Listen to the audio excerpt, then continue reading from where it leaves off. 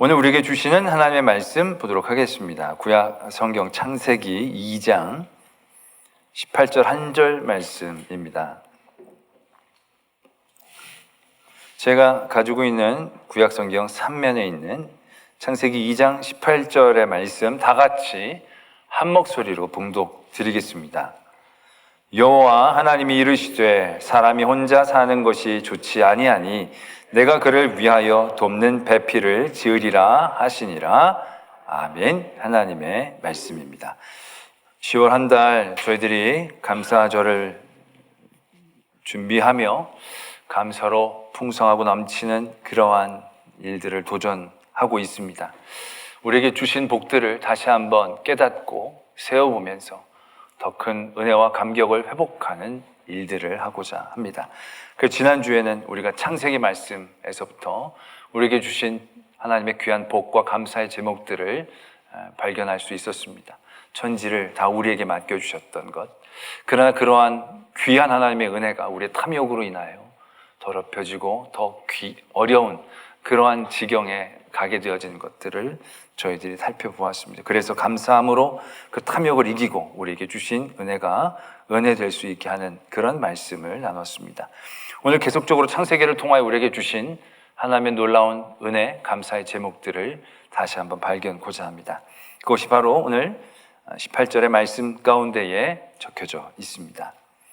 여호와 하나님이 이르시되 사람이 혼자 사는 것이 좋지 아니하니 내가 그를 위하여 돕는 배필을 지으리라 하시니라 라고 말씀하신 것입니다. 아담이 혼자 있는 것이 좋지 않아서 돕는 배필로 하와를 주신다라는 거죠.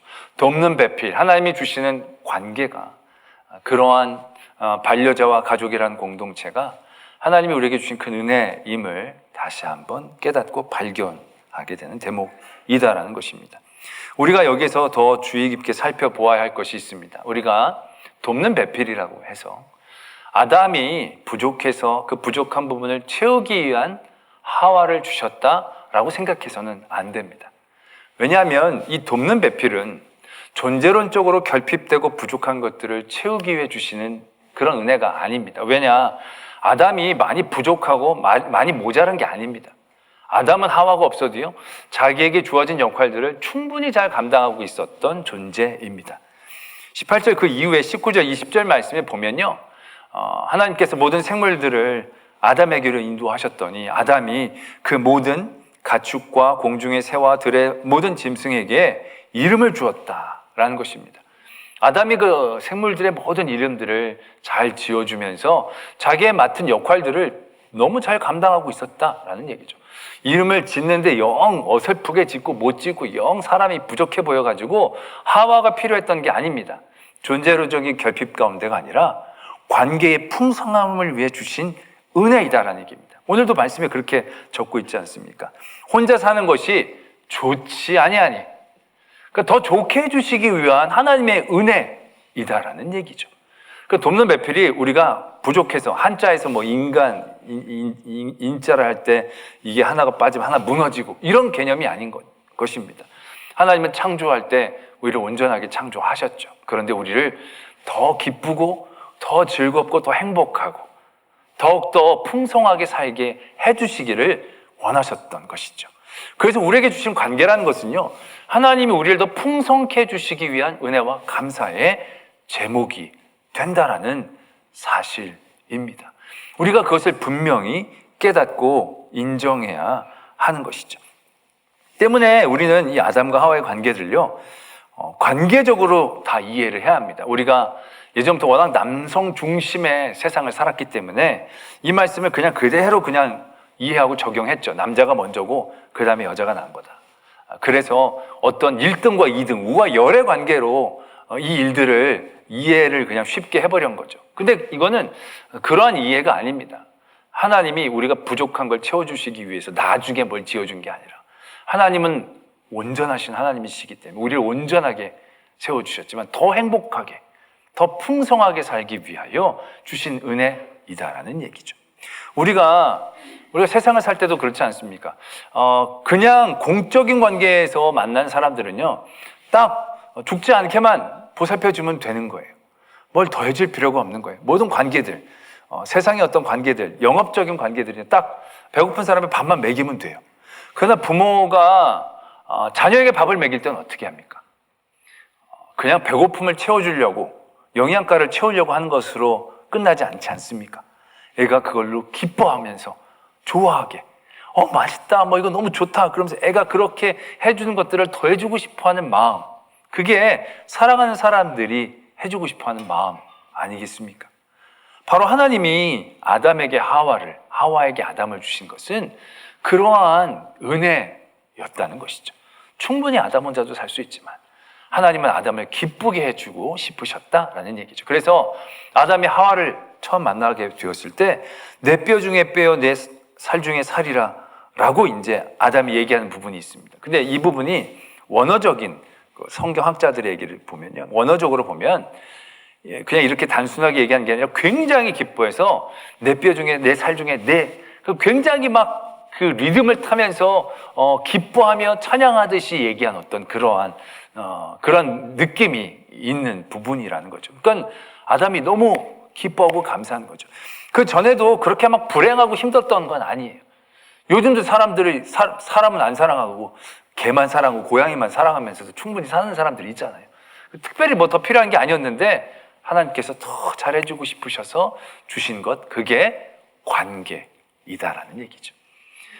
때문에 우리는 모든 관계에 있어서 이렇게 우리에게 부어주신 하나님의 풍성한 사랑이고 은혜였음을 깨닫고 감사히 여겨야 한다는 것입니다.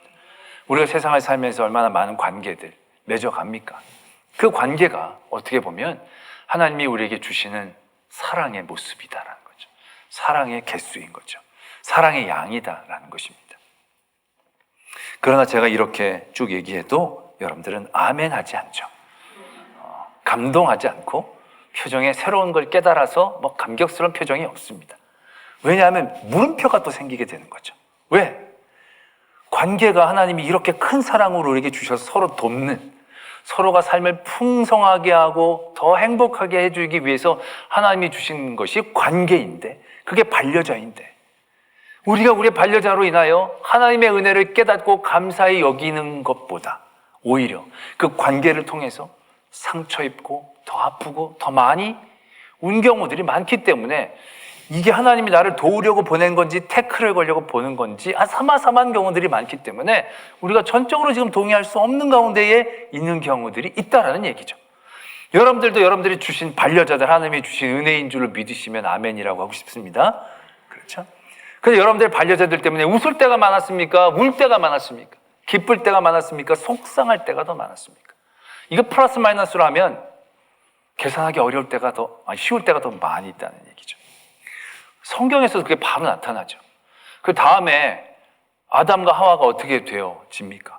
하와가 선악과를 아담에게 먹어서 에덴 동산에서 쫓겨나죠.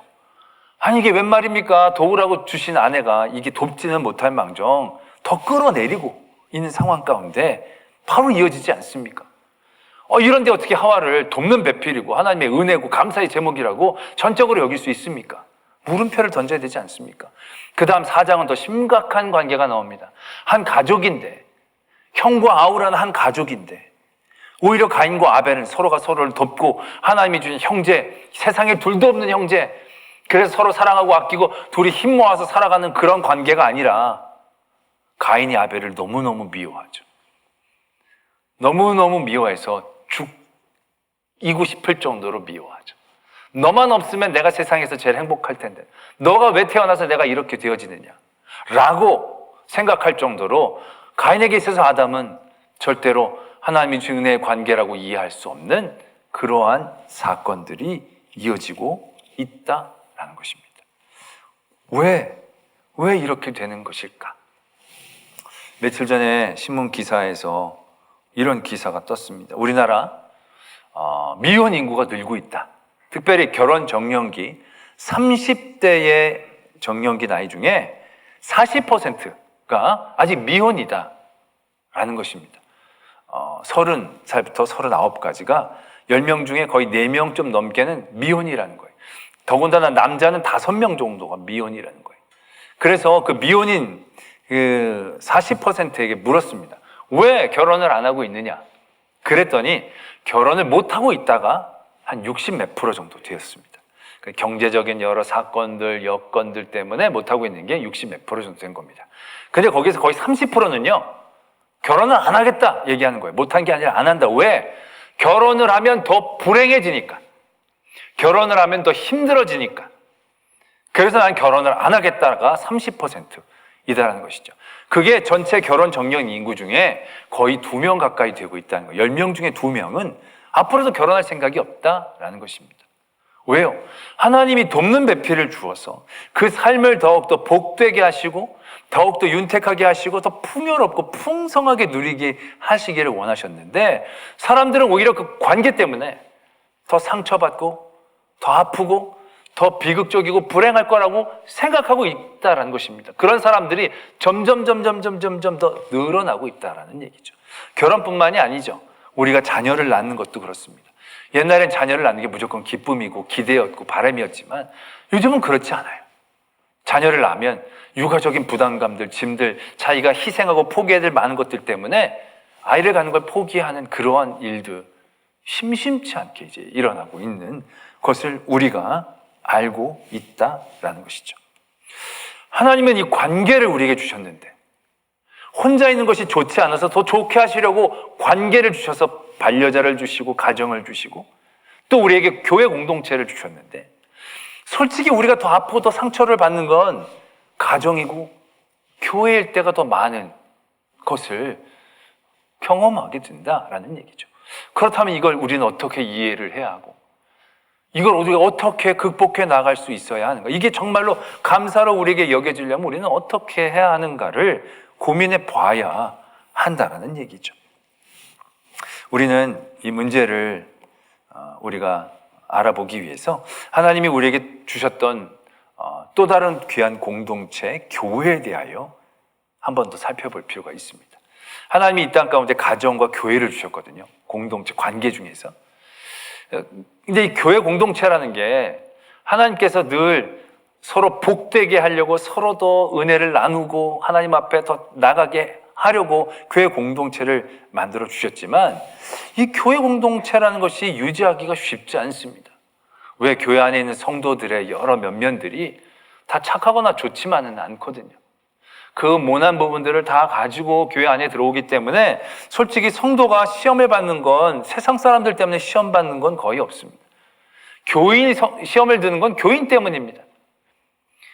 세상 사람들 때문에 그렇게 기대도 안 하기 때문에 안 하지만 교인들한테는 오히려 기대를 하건 안 하건 간에 시험에 들고 상처를 받을 때가 더 많이 있다는 것이죠. 하나님은 이 교회를 통해서 우리에게 왜 이렇게 하시는가라는 질문들을 떠오르게 됩니다. 특별히 말씀에서 보면요, 에베소서의 말씀, 요즘 우리 새벽에 묵상에 에베소서를 나누는데 에베소서에 보면 4장 1절부터 3절 가운데 이렇게 말씀이 적혀져 있습니다. 그러므로 주 안에서 같이 내가 너희를 권하노니 너희가 부르심을 받은 일에 합당하게 행하여 모든 겸손과 온유로 하고 오래 참음으로 사랑 가운데 서로 용납하고 평안에 매는 줄로 성령이 하나 되게 하신 것을 힘써 지키라. 교회 당부하신 말씀입니다.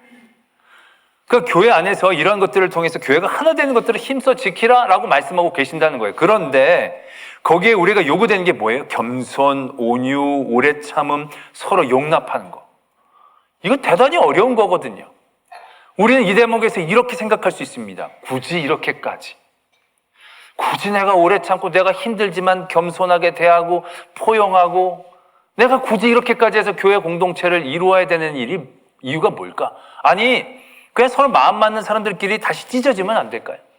서로 흩어지면 안 될까요? 서로 참느니 맞는 사람들끼리 같이 모여서 일하면, 아니 그래서 맞는 사람들끼리 으쌰으쌰 해가지고 선교하고 전도하면 더 효과적이고 효능이 있지 않겠습니까? 그 우리 교회들도 그런 역사들이 있잖아요. 교회 안에서 분쟁이 생겨서 중앙교회, 제일교회, 중앙제일교회 이렇게 되어지는 경우들이 심심치 않게 많이 있거든요. 이게 더 좋지 않겠나라는 생각들 우리가 가지게 된다는 것이죠.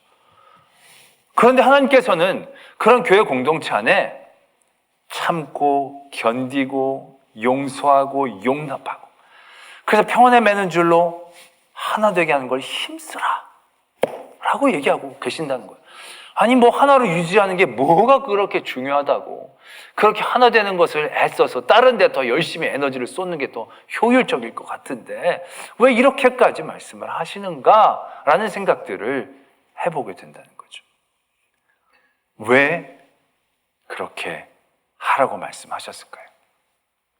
에베소서의 말씀이 그 뒤로 계속 이어집니다. 어떻게 이어지느냐 하면 그러한 일들 가운데 하나됨을 통하여 결국 궁극적으로 하나님이 교회 공동체 안에서 그렇게 오래 참고 견디고 겸손하면서 그들이 얻게 되어질 놀라운 하나님의 은혜의 중심을 보게 하신다는 거죠. 그게 바로 뭐냐 하면 12절 13절에 이렇게 적고 있습니다. 이는 성도를 온전하게 하여 봉사의 일을 하게 하며 그리스도의 몸을 세우려 하심이라.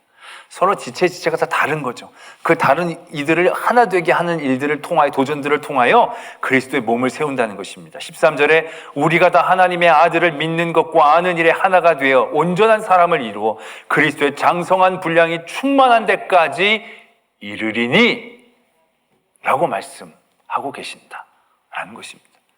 바로 왜 하나님이 교회가 그렇게 다양한 사람들이 모여서 서로 모난 것들로 서로가 상처 입히고 서로가 시험 들게 할지라도 서로 참고 견디고 온유하고 용납하고 서로 품으면서 자기가 생채기가 나고 피가 나도 고름이 나도 어떻게든지 하나가 되는 것들을 힘써서 뭘 얻고자 함이냐는 거예요. 왜 그렇게 생고생을 하게 하느냐? 생고생이 아니라는 거죠. 그런 관계들을 통해서 하나님을 온전하게 알아가는 것을 얻게 되어진다는 것이죠. 그리스도의 충만한 분량들을 우리가 얻게 되어진다라는 것을 말씀하고 계신다는 겁니다. 다시 아담과 하와로 돌아갑니다. 아담과 하와가 하나님께서 만들어 주셔서 서로 관계적으로 돈독해집니다. 서로 발가벗었지만 부끄러워하지 않았다 라고 얘기합니다. 서로가 너무 사랑한 거죠. 근데 그들이 나중에 서로가 벗은 것을 알고 부끄러워하면서 옷을 해 입게 됩니다. 서로가 나누어졌다라는 것을 의미하는 거죠. 서로가 왜 이렇게 나누어졌을까요? 아담이 하와에게 너 왜 이걸 나한테 따왔어? 너 때문이야 라고 욕했기 때문에 서로 나눠진 게 아니에요. 그때까지 서로는 좋았어요. 그런데 뭐가 깨어졌느냐? 하나님과의 관계가 깨진 거예요. 그들이 하나님과의 관계가 깨졌을 때 하나님과의 관계만이 깨진 게 아니에요. 아담과 하와가 드디어 분리되기 시작한 거예요. 둘이 깨지기 시작한 거예요.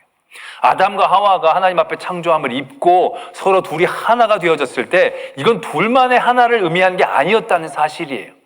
둘이 하나가 되어지는 것들 가운데 둘을 하나로 만들어진 것은 그 안에 하나님이 중심 가운데 계셨기 때문에 가능한 구조였다는 거예요. 둘만 사랑해서 되는 게 아니에요. 하와가 아담을 사랑했어요. 왜? 하와가 혼자 맛있는 거 먹고 혼자 지혜롭게 되려고 했던 게 아니에요. 그럼 나만 죄 짓고 나만 한 게 아니라 너도 같이 죄 짓자. 그래서 아담에게 줬을까요? 저는 그렇게 하는 생각하지 않습니다. 하와가 먹어보고 아담하고 나누고 싶었던 거죠. 아담과 하와는 여전히 사이가 좋았어요. 그런데 하나님과의 관계가 깨질 때 그들만 사이가 좋은 것은 이미 더 이상 좋은 게 아닌 게 되어진 거죠. 그 안에 문제가 생기기 시작하는 것을 의미한다는 것이죠. 바로 관계의 풍성함, 관계를 통하여 하나님께서 우리에게 누리게 하시는 놀라운 은혜는 바로 무엇이냐면 하나님을 더 깊이 이해하고 알아가는 것을 얻게 되어진다라는 것이에요.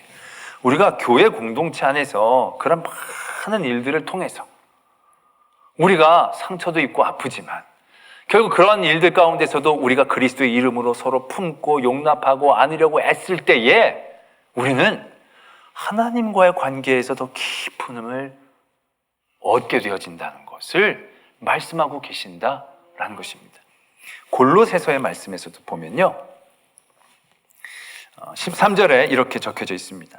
누가 누구에게, 3장 13절에 누가 누구에게 불만이 있거든 서로 용납하여 피차 용서하되 주께서 너희를 용서하신 것 같이 너희도 그리하고 라고 적고 있습니다. 이게 무슨 말씀이냐? 서로가 서로에게 뭔가 상처를 입히는 일들이 일어난 거죠. 그 일들을 해결하는 데 있어서 우리가 깨닫게 되어지는 것, 그 일들을 해결하기 위해 우리가 필요해서 요청하게 되어지는 것, 그 일들을 통해 우리가 궁극적으로 얻게 되어지는 복은 뭐냐?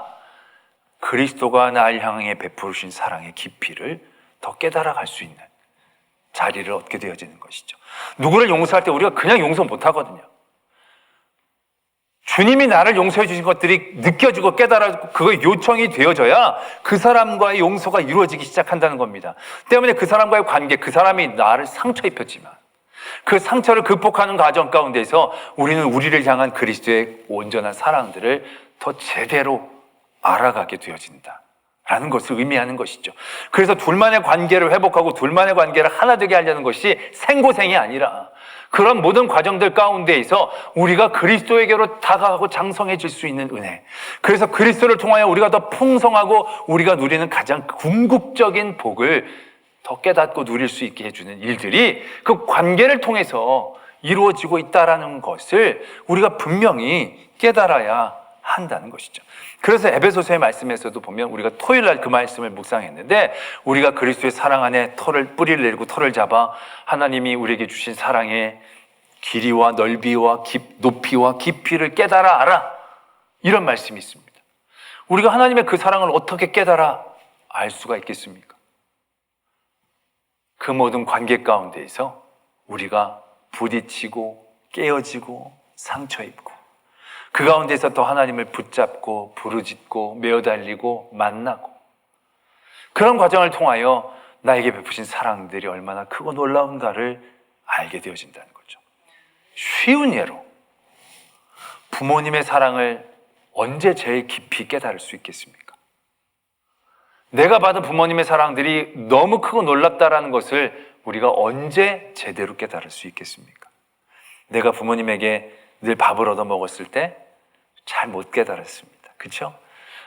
등록금을 받았을 때 감사하죠. 그러나 제대로 깨달은 게 아니죠. 언제 제대로 깨닫느냐? 자기가 아이를 낳아보면 깨닫게 되잖아요. 그 아이에게 자기가 드는 마음들을 바라보면서 부모님이 나에게 해주셨던 그 마음들이 제대로 이해가 되어지잖아요. 마찬가지예요. 하나님이 우리에게 관계를 주셨는데 그 관계가 돕는 배필로 우리에게 더 풍성한 삶을 살게 하기 위한 하나님의 은혜와 감사의 제목이라고 얘기하는 것. 그것은 그 사람에게서 내가 도움을 직접적으로 받을 수 있기 때문에가 아니라는 겁니다. 그 도움은 어떻게 보면 다 세상에서 우리가 늘 얘기하는 세상의 복과 같은, 있기도 하고 없기도 하고 그게 좋은 것일 수도 있고 나쁜 것일 수도 있고 다 그런 종류예요. 우리가 좋은 남편을 받으면 좋은 남편이라는 게 남편이 정말 자기에게 잘해주고 자기만 바라보고 뭐 여러 가지 잘해주고 그게 정말 좋은 남편이라고 생각하시죠? 여러분, 그 좋은 남편 아닙니다. 그 남편은 정말 사탄 같은 남편이라고 생각해도 과언이 아니에요. 왜? 하나님 안 보고 남편만 바라보니까. 그러니까 그런 남편 돌아가시면 부인이 완전히 무너져요. 하늘이 무너지는 거예요. 정말 좋은 남편은요, 기도하게 하는 남편, 하나님 바라보게 하는 남편. 할렐루야. 왜? 우리의 풍성한 누리라는 게 어디에 있겠냐라는 거예요. 잘 먹고 잘 입는 건 그냥 지나가는 것 뿐이에요. 그러나 우리가 그런 모든 관계를 통하여 더 큰 하나님이 주시는 돕는 배필의 핵심적인 요소들을 우리가 알아야 한다는 것이죠. 그 사람이 내게 주는 이득, 채워주는 그런 양, 그게 하나님께 우리가 감사해야 될 관계에서 얻을 은혜의 모습이 아니라는 거예요. 하나님이 아담과 하와, 아담 왜 서로 이렇게 바로 그 다음 장에 가서 서로 넘어뜨릴 그런 사람들을 만나게 해주셨느냐? 그건 서로에게 딱 무슨 블록 맞히듯이 딱딱딱 잘 맞는 사람을 하나님이 맞춰주시려고 주신 게 아니라는 거죠. 그들의 그런 관계들을 통해서 서로 하나 되어지는 것들이 얼마나 하나님 중심 가운데에서 이루어지는가를 그리 더 깊이 깨닫고 체험하는 것이죠. 그러할 때 그런 모든 일들이 진정 자기에게 복이 되는 거예요. 벌로서 받은 해산의 고통도 은혜가 되는 거고, 수고하고 소산을 얻는 것도 그런 모든 관계 안에서 우리가 더 풍성한 하나님의 은혜로 받아들일 수 있는 힘이 생기는 것, 그게 바로 거기에 있다는 것이죠. 성경에서도요, 그런 예가 얼마나 많이 있습니까? 요셉이 그랬잖아요. 요셉이 그 형들이 누굽니까? 그 형들이 완전히 왼수 아닙니까? 그거는 형이 아닌 것만도 못하죠. 그런데 그 요셉이 형들을 어떻게 극복해 냅니까? 그 관계를 그가 어떻게 이해하고 받아들입니까?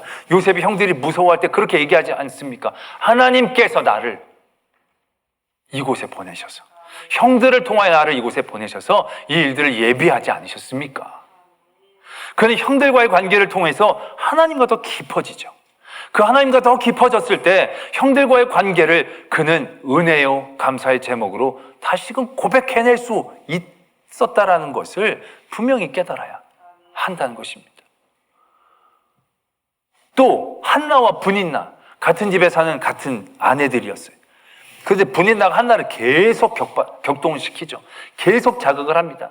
한나가 엘간한테 남편한테 가지고 저 여자 좀 어떻게 좀 하라고 막 이렇게 얘기할 수도 있지만, 한나는 그 관계를 은혜로 바꿔놓습니다. 그 도발을 하나님 앞에 나가는 눈물로 바꿔놓는다는 거죠. 더 하나님을 간절히 만나고 붙잡는 그 관계로 나갈 때 하나님께서 그를 더 깊고 풍성한 삶의 자리로 인도해 주시지 않습니까? 다윗과 사울은 어떻습니까? 장인이고 사위예요. 근데 이거 장인이 아닌 거죠. 완전 죽이려고 하죠. 그러한 위기와 고통 가운데 이 다윗이 어떻게 그 일들을 이해합니까? 관계를 하나님 중심으로 생각하죠. 그리고 왕과 나 사이에 하나님이 계십니다. 그걸 다윗은 절대로 놓치지 않았다는 것이죠. 그걸 놓치지 않았을 때 그는 사울을 미워하는 죄를 범하지 않을 수 있었고, 그 관계를 통해서 더 풍성한 하나님의 은혜의 자리에 나아갈 수 있게 되어졌다라는 사실들을 우리가 분명히 깨달아야 한다는 것입니다. 전에 제가 그런 말씀을 한번 드린 적이 있는데, 저희 장인어른이 그 아버님 돌아가셨을 때, 그 아버님이 장인어른 굉장히 많이 힘들게 했던 걸로 유명하셨거든요. 어려서부터 막 핍박하고 교회 못 가게 하려고 막 하고 뭐 집 뭐 이런 거 노름으로 다 날리고 막 이래가지고 굉장히 애를 많이 먹이셨거든요. 또 굉장히 좀 모시기 쉽지 않은 스타일이어서 끝까지 모시면서도 대단히 어렵게 하신 경우들이 많다고 그러더라고요. 그런데 아버님 딱 소천하셨을 때 진짜 너무 엉엉 우시더라고요. 다들 장수하셨고 좋은 장례라고 다들 얘기했지만 진짜 막 아들 죽은 것처럼 막 슬퍼하시는 거예요. 내가 저렇게까지 슬퍼하실 필요가 있을까? 이유가 있을까? 생각을 했는데 나중에 장례식장에서 그렇게 얘기를 하시는 거예요. 아버지는 나의 가장 큰 스승이었다고. 그 아버지는 뭐 가르쳐 준 게 진짜로 없으셨는데 왜 그런가? 우리 아버지는 나에게 한 번의 사랑도 베풀어 주시지 않았다고. 그래서 나는 하나님만 사랑하는 법을 배웠다고. 우리 아버지는 나한테 젓가락 하나 남겨주시지 않았다고. 그래서 나는 하나님께 받는 법을 배웠다고. 그래서 우리 아버지는 나의 가장 위대한 스승이라고 그렇게 고백하시는 걸 제가 들었다는 거죠. 모두가 참 부모님 잘 만난 편이 아니시라고 다 그렇게 얘기했는데 본인은 그걸 그렇게 받아들이지 않은 거예요. 왜? 관계 가운데 하나님이 계시니까. 그 하나님이 계시니까 나의 가장 위대한 스승이 되어지는 것이죠. 아버지에게 배운 건 하나도 없지만 그 배운 게 하나도 없는 것이 더 귀한 배움에 나아갈 수 있는 자리가 되어졌다는 것을 하나님과의 관계 가운데서 회복했을 때 그게 복이요 은혜요 감사의 제목으로 고백되어질 수 있다는 것을 우리가 깨닫게 되어진다는 것이죠. 요즘은 너무 헤어지고 마음 맞는 사람들끼리 편한 사람들끼리 지내는 것이 쉬워지는 시대예요. 옛날 같으면 이혼이라는 게 사회적인 관습으로 힘들고 어려우니까 그냥 참는 거죠. 너무너무 맨날 울면서 참았던 부모님들이, 어머니들이 얼마나 많이 계십니까? 근데 시대가 바뀌어서 요즘은 그렇게 할 필요가 없는 거죠. 뭐 하려고 그렇게 하느냐고. 그냥 서로 맨날 싸우느니 맨날 우느니 서로 나누어서 살라고. 그것이 쉬워지는 시대에 우리가 나아가게 되었다는 것이죠. 그러다 보니 우리가 관계를 통하여 하나님이 우리에게 주시는 은혜의 깊이에 나아가는 기회들을 제대로 누리지 못하게 되는 안타까운 자리에 서게 되는 것이죠. 나누면 제일 편할 것 같지만 편한 게 행복한 것과 같지 않습니다. 늘 웃고 기쁘고 즐겁게 놀러 다니는 것이 행복할 것 같지만 때로는 행복은 눈물 위에, 행복은 피 위에 세워지는 것이다 라는 것이죠. 하나님이 우리를 버리시면 제일 편한 거예요. 다시 지으시면 제일 간편한 거예요. 하나님도 좋고 하나님도 그렇게 고생하고 괴로워하실 필요 없고, 그런 하나님은 우리를 버리시지 않은 거죠. 피를 흘리신 거예요. 우리 때문에. 우리 때문에 눈물을 흘리신 거예요. 그리고 가장 하나님이 하나님다워지신 거죠. 가장 하나님이 영광을 받으신 하나님이 되신 거예요. 우리를 편하게 잘해줘서가 아니라 그 피 위에, 그 눈물 위에 진정한 풍성함을, 사랑의 깊이와 높이와 넓이와 길이를 하나님은 만들어 나아가신 것이다 라는 것입니다. 저는 오늘 말씀을 준비하면서 그런 염려를 좀 했었습니다. 지금 너무너무 힘들어서 헤어지려고 했는데 딱 오늘, 내일 법원 가려고 했는데 오늘 이 설교를 하면 꺼려지는 분들에게 부담을 주는 것이 되게 미안하더라고요. 솔직히 저도 저에게 상담을 해오는 분들에게 있어서 야, 그렇게 살 바에 참 목사가 그러면 안 되는데, 야, 그렇게 서로 괴로울 바에 그냥, 야, 그래. 그렇게 얘기하고 싶을 때가 여기까지. 그렇게 얘기한 적도 적지 않아 있다는 얘기죠. 천편일률적으로 다 그런 것들을 얘기하는 것은 아닙니다. 그러나 정말로 우리에게 주신 모든 관계들을 어떻게 바라봐야 하는가에 대한 우리의 중심을 다시 회복해야 때인 것이죠. 늘 자기가 편한 것들만 사람들은, 그래서 개인적으로 살고 개인적으로 자기가 동물, 반려견, 반려묘랑 사는 것들로 그냥 만족해하고, 그렇게 편하고 아무 문제 없이 사는 것 좋아 보이죠. 정말로 근데 그렇게 살 때 우리는 하나님이 우리에게 주신 사랑의 깊이와 넓이와 높이와 넓이, 이 길이들을 얼마나 풍성하게 깨달아 갈 수 있겠는가 라는 그런 도전들을 해야 한다는 것입니다. 골로새서 3장 15절의 말씀 가운데 말씀이 이렇게 이어집니다. 그리스도의 평강이 너희 마음을 주장하게 하라. 너희는 평강을 위하여 한 몸으로 부르심을 받았나니 너희는 또한 감사하는 자가 되라. 우리에게 주신 모든 관계를 감사함으로 받기를 도전합니다. 나를 눈물 나게 하는 반려자들, 나를 진짜 고통스럽게 하는 반려자들, 그 반려자들을 통하여 내가 받는 고통이 있지만 그 고통을 통하여 내가 더 깊이 깨닫는 감사의 제목들을 얻어내시길 바랍니다.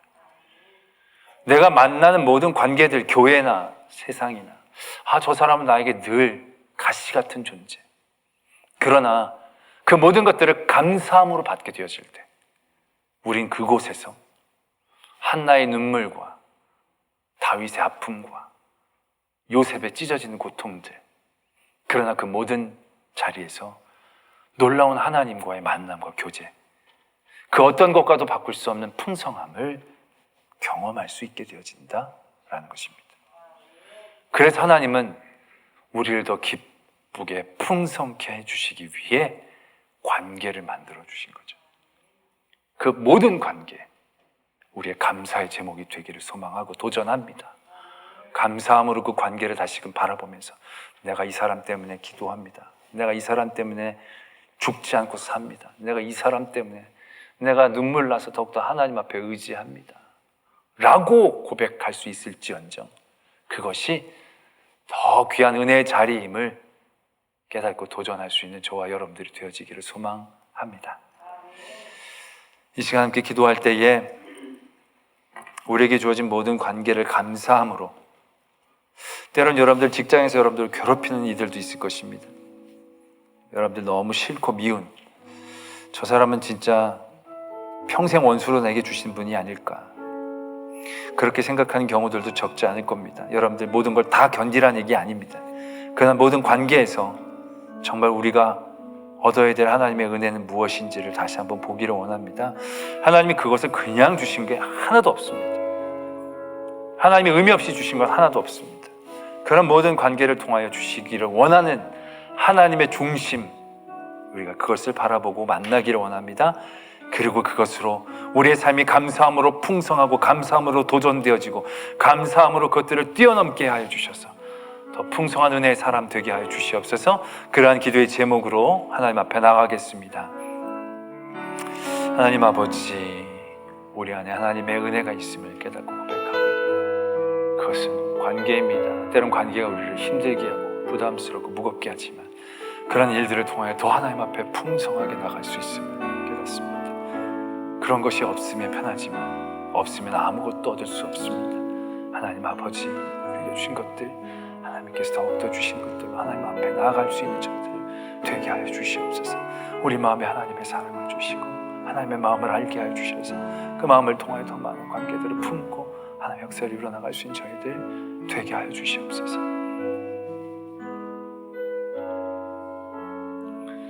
하나님 아버지, 우리에게 주신 많은 관계들, 우리는 한 달란트 받은 사람처럼 상처받고 힘들고 어렵지 않으려고 묻어버리는 그러한 어리석음 가운데 있지 않는지 다시 바라봅니다. 때론 그것 때문에 힘들고 어렵고 잃을 수도 있지만 주신 하나님의 뜻과 섭리를 기대하고 바라며 모든 일들에 더욱더 충성되이 다가갈 수 있는 저희들 되게 하여 주시옵소서. 그래서 그 관계를 통하여 더 깊은 하나님의 사랑을 알게 하시고 깨닫게 하시고 더 풍성한 감사의 자목으로 하나님이 우리에게 주신 은혜를 온전히 알고 누릴 수 있는 성도들 되게 하여 주시옵소서. 믿사오며 예수 그리스도의 이름으로 기도드립니다. 아멘.